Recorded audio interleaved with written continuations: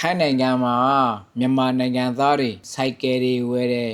ပြီးရင်ဇနစ်တက်ကြထားကြပါဘာဖြစ်လို့လဲဆိုတော့အခုကမ်ဘောဒီးယားနိုင်ငံသား၄ဦးနော်သူတို့လှုပ်တော့ခဏလေးပဲဖုန်းနဲ့ join ထားတယ်နောက်ပြီးတော့1မိနစ်တောင်မပြည့်ဘူးစိုက်ကယ်တစ်စီးကိုသူတို့ခိုးတဲ့စိုက်ကယ်တွေကစိုက်ကယ်ကောင်းစားတွေစိုက်ကယ်အသေးတွေကြီးပဲသူတို့ခိုးတယ်နော်အဲ့ဒီကမ်ဘောဒီးယားနိုင်ငံသား၄ဦးစိုက်ကယ်က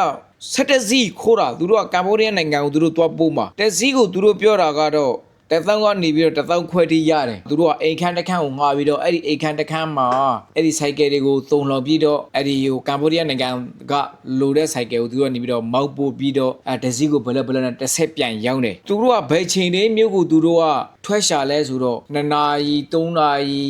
လူတွေအိမ်မော့ကြနေတဲ့ချိန်တွေတန်းရမ်းတွေမှာပေါ့စိုက်ကယ်တွေကိုဇက်တော့ခါရတယ်နော်နောက်ပြီးတော့သူတို့ပစ္စည်းတွေရှိတယ်အဲ့ဒီလီမိုးတွေဘာတွေနဲ့သူတို့ဖုန်းနဲ့ကြိုက်တော့ခဏလေးပဲကျွန်တော်တို့မြန်မာနိုင်ငံသားလေးတဲ့တတိနဲ့စိုက်ကယ်ဝယ်ကောက်ဝယ်ပြီးရင်သေးသေးချာချာလေးထားကြပါလို့ကျွန်တော်ကတော့သတင်းလေးပါပြရစီ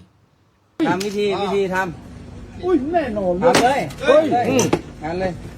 ไอ้เหี้ยรถกูรักง่ายขนาดนี้เลยเหรอวะเนี่ย ทำให้ด้วยเนี่ย အဖေကပြောနေတဲ့ထိုက်တဲ့ရောဒီလောက်လွယ်ရတာလဲစိုက်ကယ်ပို့တာမင်းတို့တွေนี่มา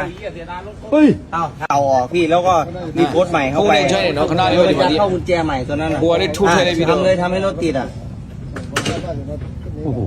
ดูบีถ่ายให้หน้าจอ กูได้วิชาแล้วขโมยร รี ถ โพสต์ กูได้วิชาแล้วว่ะ รอเหรอ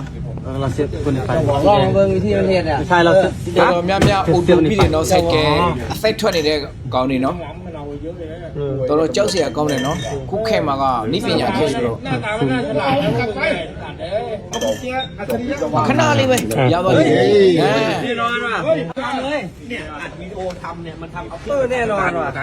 ခဏလေးပဲဒီစိုက်ကယ်မော်ဒယ်သေးတယ်ကြီးကိုသူတို့ချတာနော်แล้วขับไปเลย2 คันอ่ะแล้วก็แยกไปทั้งหมดด้วย คนที่ต้องพาไปหาผู้ปลาเลยเนี่ย ติดเลยชื่อโปรแกรม เฮ้ยอย่าออกนะ ขับไปขับ มี ได้ไหม เชือกมีเชือก โอเคဒါလေးကိုကျွန်တော် share လုပ်ပေးခြင်းပြပါတယ်ဗျာ